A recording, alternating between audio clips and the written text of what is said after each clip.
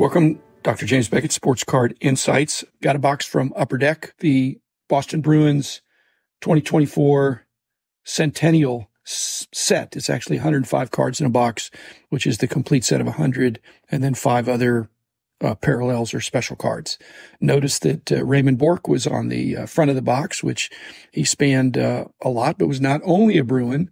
And so I note that on the backs of the cards, they only give the Bruin statistics, and they only give the Bruin statistics for, I think, the last 4 years. So the card back, I'd like to see all the seasons, but I know that they're trying to handle the real estate on the back of the card appropriately. And I'm wondering if Raymond Bourque was paid. I'm sure he was paid, because when they talk about the pack odds for the set, it's really the box odds, because one pack is in the box. So you just get one pack, and there's 1 in every 10 boxes will have an autograph, which they say is of a legend. And maybe they're all legends, but Raymond Bourque certainly was a legend. So I know he got paid for that. Maybe that included him appearing on the box. Does that help sell it? It probably does. Somewhat. He was a fabulous defenseman, and there's no rookies, there's no RCs or no high numbers. You're getting the set of 100, and then you're getting, like I said, 5 extra cards. Very pleasant design. I liked it.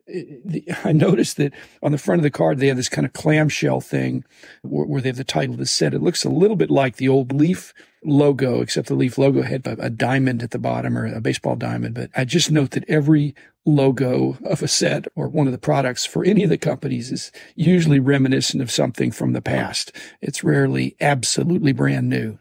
And then that's fine. I don't have any problem with that. I do note that I think this is going to be a trend, that Upper Deck is doing a Centennial set for the Boston Bruins, which they've been the Boston Bruins the whole time. They can't really do a Centennial set of the Dallas Stars. I don't even know how they would count that. They probably should count the North Stars, but even then, they're not one of the original 6. So I don't think it's about going down this path for Upper Decks or Fanatics or Panini doing team-specific sets in any of the sports, or city-specific, for that matter. If you had multiple licenses, that'd be interesting. Do I think Upper Deck will do other teams?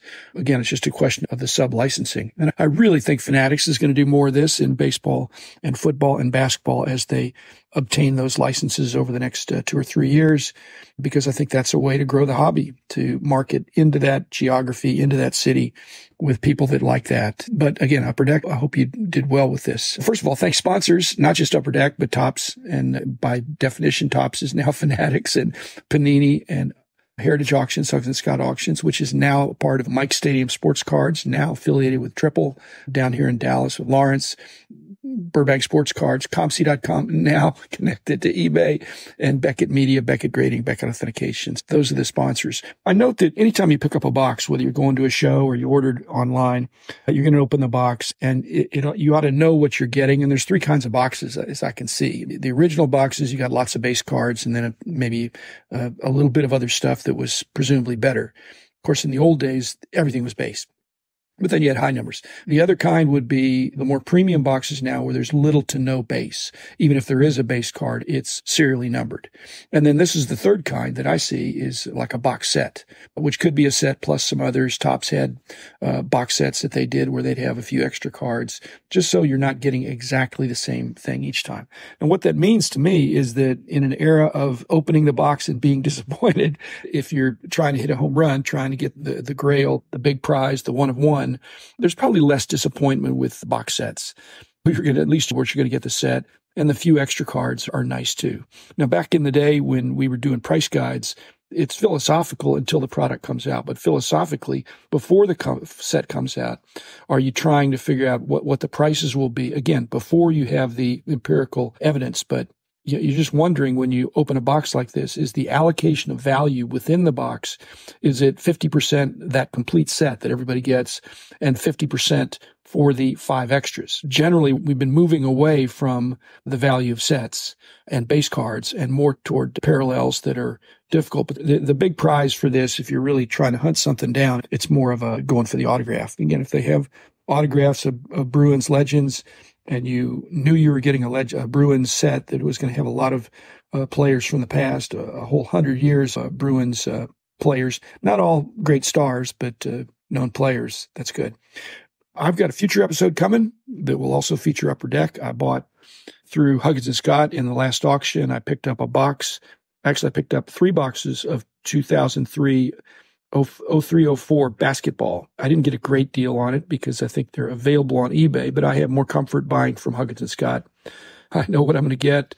Anytime you buy one box, it's possible that was the box after they opened up all the other boxes in the case and got all the case hits that this will not. So I'll share that with you when I get them. But I just note that when I open up those boxes, which I will do, I'm not going to just put them on the shelf because I'm a card collector, not a box collector, but I'm going to get some base cards. I'm going to get some inserts. I'm going to get some parallels.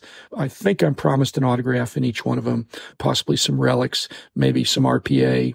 But there's a hierarchy there in what I was saying. But after 20 years, especially with LeBron and Dwayne Wade and others, one of the greatest rookie classes of all time, just partly because just having LeBron, but even a base rookie card will be good. So that'll be fun to open. I'll share what I get and let you know. Again, that's thanks to Upper Deck for putting out a great product, as they were a key basketball licensee at that time. But I paid cold, hard cash for it. So I'm hoping I get something good, and I'll just share my experience. ComC has a deal where you get a special rate if you send in cards that are recently released. I think it's called Fresh Pulls. I don't do that very much. When you're doing that, for people that are not discriminating in what they send to ComC, they don't always have a good experience because there are some base cards that sell well on ComC, but I wouldn't imagine that you would take your Bruins set of 100 and send them into ComC. I see stuff like that on eBay where you can buy any card in the set for 99 cents and the better cards, I guess, go, and then you're left with some guys that are not as popular. I think people still like sets, complete sets, knowing that I have all the cards that you're supposed to get, but I don't think people like piecing them together as much. And so in this set, you don't have to piece it together because it's already complete. Now, how do you know it's complete? This is one of the challenges. Once you open it up and take out the 5 cards, and again, Upper Deck has thought about this, but I'm quite sure it's a complete set. But how would I know? When I open up the pack, the last 5 cards, I can set those aside.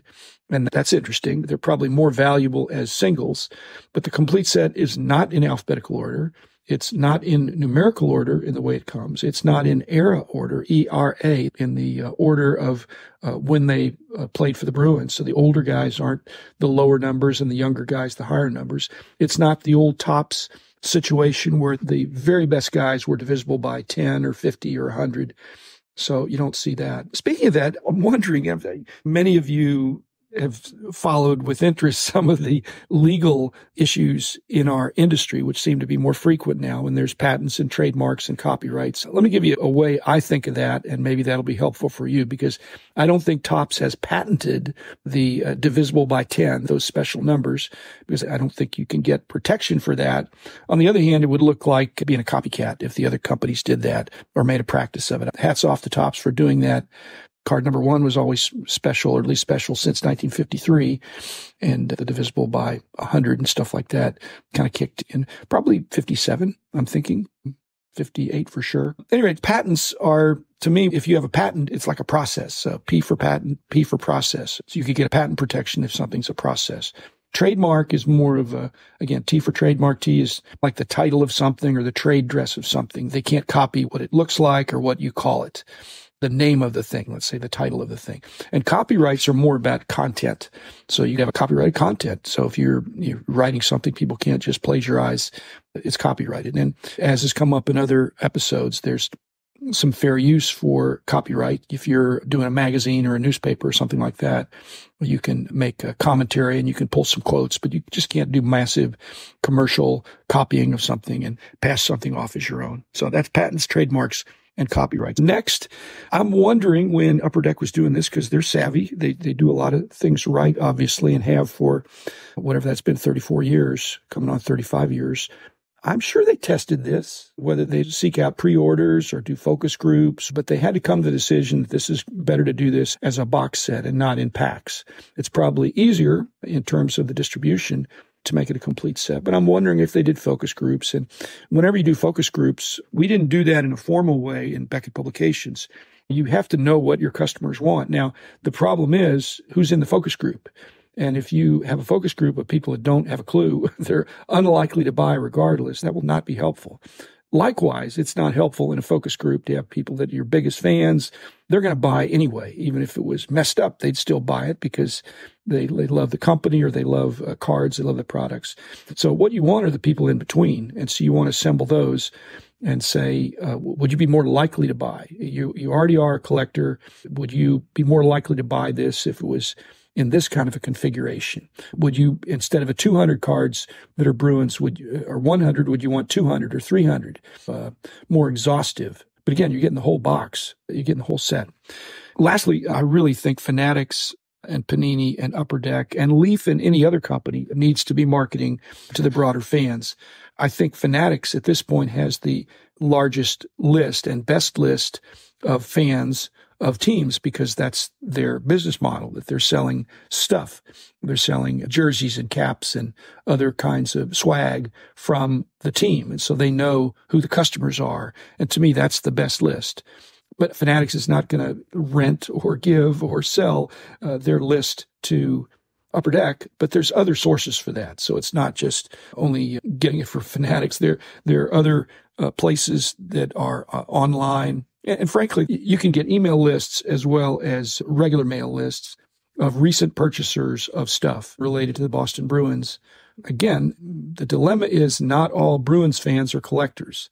But if you're a collector and you like the Bruins, you certainly would consider this set, just like I would if, I'm not telling you, Upper Deck, you have to do this, but if you do a Dallas Stars set, yes, I would buy that. And then they can do the price point and see if somebody has had a history of buying Bruins stuff in the $100 range, let's say not $10, but $100 or something like that, then they're a good prospect for sending some kind of an email solicitation or some other kind of a social media, get some influencers to talk it up or send out direct mail. So not sure what works, but these card companies need to be trying things and seeing what is likely to work. We did some of that stuff when I was back in the day. It's great that you don't have to use a stamp anymore if you just can get it to their inbox or something, social media that they're constantly checking. So thanks, Upper Deck, and thanks, hockey collectors. It's my fourth sport, I will admit, but it is still on the list of things I really care about.